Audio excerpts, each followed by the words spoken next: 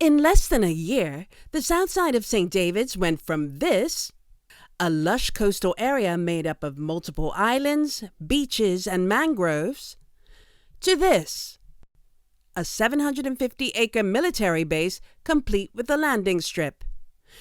In all, 250 acres were sold to the Americans at well below market value.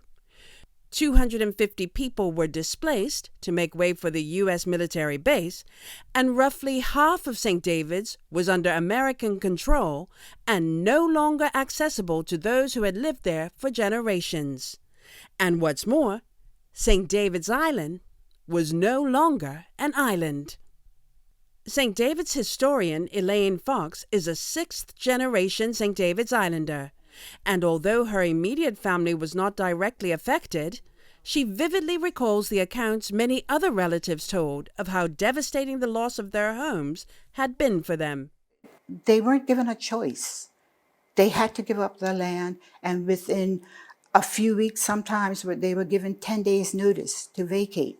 The bulldozers were coming, and they had to move out. And then they were corralled together in barracks. St. David's Island Historical Society trustee Ronnie Chameau said that although her relatives were initially reluctant to leave their cottage in Southside, it was a near-death experience during the construction of the U.S. base that persuaded them to flee. I think Dora was about 3 years old. Of course, they rented the little house, as you see in the bushes there.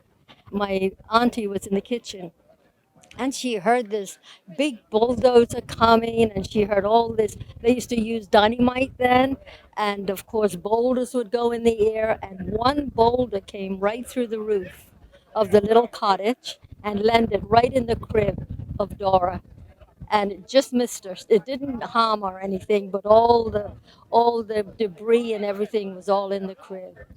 So Fanshawe said, wow, we have to get out of here now. On August 16th, the St. David's Island Historical Society unveiled a very special plaque at Annie's Bay, a memorial to those who sacrificed their land, ancestral homes, and way of life for the preservation of global freedom and human rights. We're so glad that the Historical Society really had this on their mind to do this this afternoon.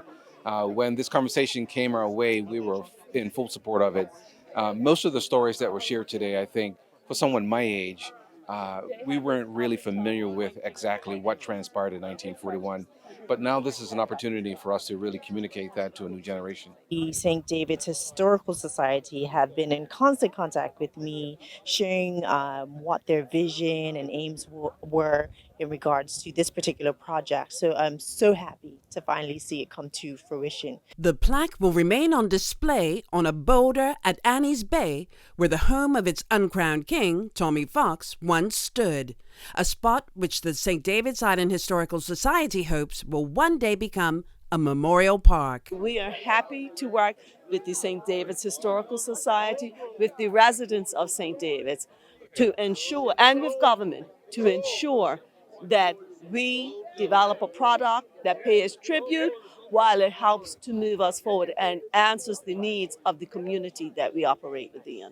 I'm Julie Matthews-Borchard with Bermuda Broadcasting News.